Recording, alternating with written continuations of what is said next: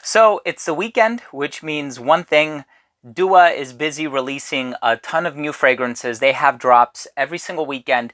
And this is a fragrance that I had the pleasure of owning now for about 2 weeks because the CEO of the brand, Massam Raza, actually sent it to me a bit early.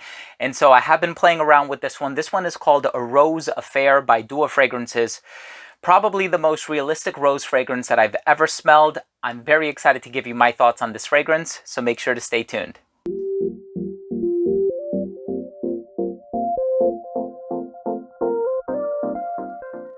Now, before I begin my fragrance review / perfume review of A Rose Affair by Dua Fragrances, I do want to mention that if you are a fan of fragrance-related content, reviews, top 10, so on and so forth, please do consider supporting this channel by subscribing to it, and if you can, just give this video a thumbs up for the algorithm. If you like this type of content, it would mean so much to me.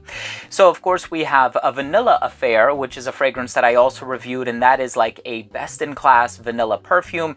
If you are a fan of gourmands, if you like the note of vanilla, that is one that you absolutely must check out because the vanilla that's used in there has been aged for a very long time. I personally like the smell of Madagascan vanilla. I feel like it's absolutely sultry and silky and gorgeous.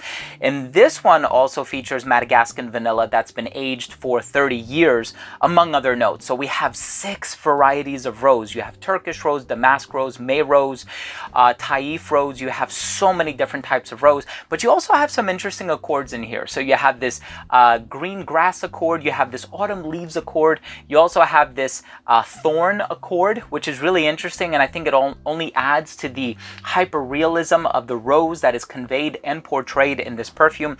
In any case, I'm excited to give you my thoughts on this 100 ml size extrait de parfum of A Rose Affair by Dua Fragrances. Let's take a quick look at the presentation.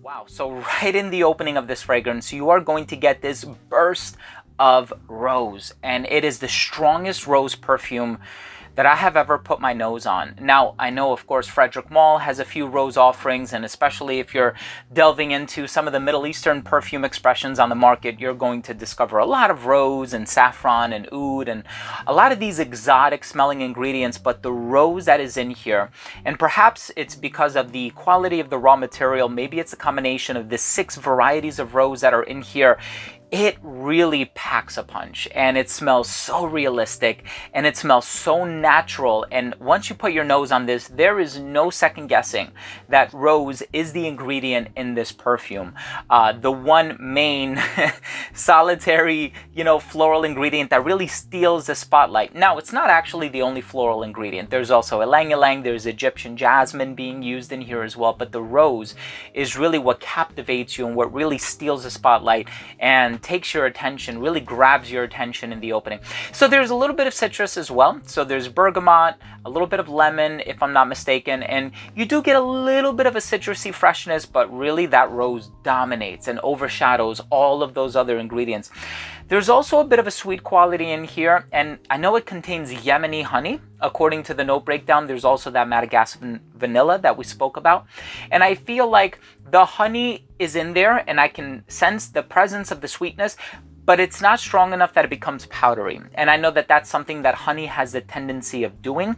I don't really get powder from this fragrance. I do get a touch of sweetness, however mild. There's also sandalwood, and so that kind of a woodsy sweet nuance could be contributing to that overall sweet aura.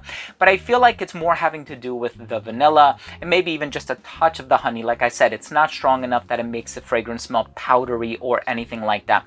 In terms of the other floral ingredients, I think they add a little bit of a cleanliness. I think the ylang ylang probably exoticizes the composition somewhat. It just makes it a little bit more exotic.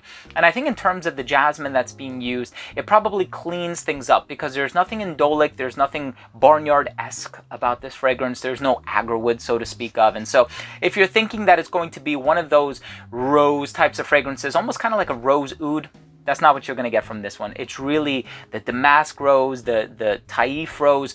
You can tell, you know, at times it has this honeyed nuance, which some varieties of rose actually have, but it also has this clean ethereal nature about it, but it's also really dark and jammy at the same time. And so it's kind of like all of the varieties of rose, if you captured the best essence of them and congealed it into one perfume, this would really be it. Now, in terms of that autumn leaves accord, I don't know what to think of it. I think it's really cool, and it kind of adds like this artistic sort of narrative to the fragrance where I don't know what an autumn leaf would smell like. I know oftentimes I see like candles in supermarkets or Yankee Candle or TJ Maxx where they might say autumn leaves, but really it just adds a little bit of clove or a little bit of allspice or some autumnal elements to really put you in that frame of mind. And I feel like there's a little bit of that happening in here, a little bit of spice almost kind of contributing to the sharpness of that rosy thorn accord that's in here as well. But again, I think it's more so to guide your mindset into a certain modality where you're thinking about this being like, you know, a really deep and kind of aggressive rose without smelling funky. I know that probably doesn't make sense. It might sound a little paradoxical, but I do find it to be a very sensual, romantic, deep, long-lasting and powerful rose-based fragrance, especially given the fact that it contains so many varieties of rose. Wow, this is really a treat for the nose. This is a fragrance you have to sample if you're a fan of rose. If you do not like rose, you need to run as fast as you can, because that's most of what you're going to get from this fragrance, like 85% of what you're going to get. But I like that citrus in the opening. I like the honey nuance. I like the sandalwood. The vanilla is really smooth and silky. It doesn't come out until like the 6th hour of application. And so what you're going to get for the majority of the life of this perfume is rose. And of course, given the name Rose Affair, it totally makes sense. Let's go ahead and finish things off with my overall assessment. So first up, in terms of the uniqueness and the overall smell, I do find this to be a unique perfume, because even when I try to think about other rose dominant fragrances that I have in my collection, whether I'm thinking about Rose Rage by the Society of Scent, or I'm thinking about any number of Frederic Malle fragrances on the market, or even Toy Boy by Moschino or Cartier Declaration d'un Soir, all of those fragrances have a rose in there, but it's complex in the sense that the rose is there maybe momentarily, but then your attention could be diverted to one of the other notes that are in the blend. Whereas in the case of this perfume, you are going to get rose from beginning to end. And of course, it does shapeshift a little bit where it allows some other notes, especially in the dry down, a chance to shine, but the rose is constantly present. It is omnipresent throughout this entire life of this perfume, and I'm really a fan of it because I actually really do like rose. It's one of the floral ingredients that I vibe with, like iris and orange blossom and even heliotrope. So rose is one of my favorites, and so I'm really happy to have a Holy Grail rose perfume in my possession. I'm going to be wearing this one a lot, as I have already been wearing it within the past couple of weeks since it was sent to me.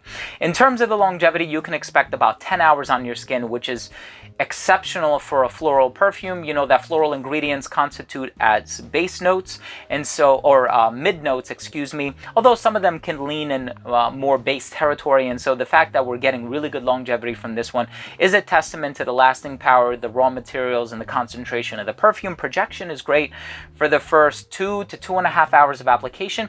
It didn't start to sit within an arm's length until about that 5-hour mark. So the projection on this one is quite beastly.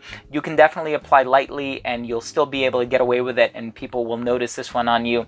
In terms of the versatility, I do think it's very versatile. Because of the floral tendencies, I can see myself wearing this one in the hotter weather. I would just apply a little bit more conservatively, but I think it also possesses some dark elements in here as well that I can see myself really enjoying this one in the colder weather as well. I think that this one is a great dressed up sort of a fragrance. I suppose you can wear it casually as well, as long as you can afford it, but there's something really special about this one where if you're wearing like a nice red dress shirt or a red suit, or a suit with some kind of a red accent on it, whether it be the pocket square, the tie, I think this one would really stand out. And I think it's perfectly unisex as well. In terms of the presentation, I really do like the 100 ml presentations. It looks really chic, classy, elegant, and expensive as well.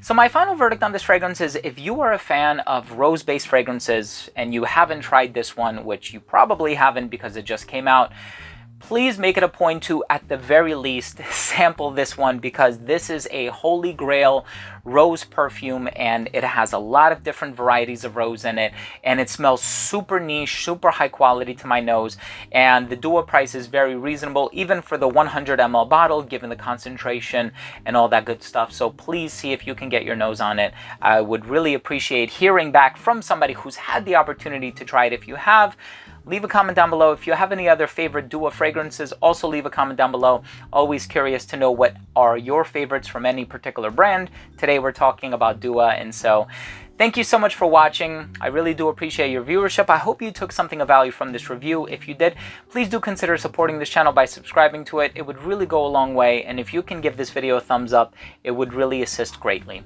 Thanks again for watching. Love you all. We'll see you soon. Bye.